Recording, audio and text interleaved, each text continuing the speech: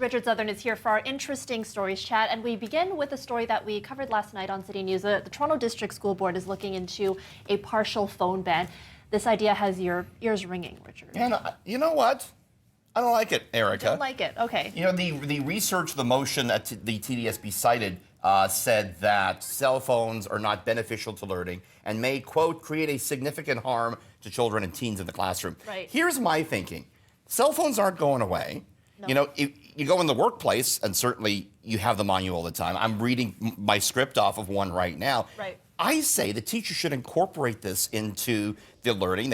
Some of the school work should be on phone. Teach kids how to use them properly. Don't take them away. Right, don't take them away, but I think there should be some restrictions. I mean, we report all the time about how addictive these social media apps are, right? So if it's so easy to have your phone in a classroom, they can be on, you know, Instagram or Snapchat or TikTok, and that's really distracting. It's a good point, but I would say, again, those things are not going to go away, and No. so teach them how to use it responsibly, or at least try. Yep. That's my thinking on it. Okay. Maybe that's just my cell phone addiction speaking. I don't know. How long did you stay on TikTok once? We No, won't talk about, 9 hours one day. 9 hours. That's neither here nor there. Here's an etiquette question you hear a lot these days. Should you tip for a barista when you're picking up a coffee? So, you know, I get my Starbucks across the street here, and the baristas are very lovely, and they're CityNews fans and the whole deal. It's great, right? And then, the screen comes up when you pay. How much would you like to tip, Richard? 18, 20%? At Starbucks. Oh, really? Yes, at Starbucks when you pay with your card. And, you know, I've already talked to them, and he said, hey, nice to see you on City News.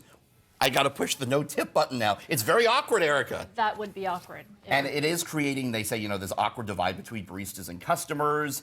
And, you know, some people say, hey, I'm not going to pay for them to put black coffee in a cup. Others online, talking about this recently, have said, we feel baristas are not paid very much. They take a lot of abuse from some customers, and I am going to tip. What do you think about this? I wonder how much of the tip actually goes to the baristas in any of those coffee shops. Sometimes when you put it on the machine, you don't know for sure if it's going to go to the barista or not. But, you know, I'm not sure. Sometimes I feel like I just want to avoid it altogether, and I just won't get a coffee. I'll make it at home. So maybe that's having an adverse effect on business as well. Who knows? Tipping's a bit out of control, maybe. It is out of control, yeah. Okay, speaking of tipping, this next guy could probably use a few nutrition tips. Okay, I love this story. You might have seen this on TikTok. Okay. He just did it. A guy said, I'm going to try and live for a whole week eating nothing but the Costco hot dog combo, which, as you may know, for $1.50, you get a nice Costco hot dog and a drink. That's all it is. Okay. So that's all he ate for a week.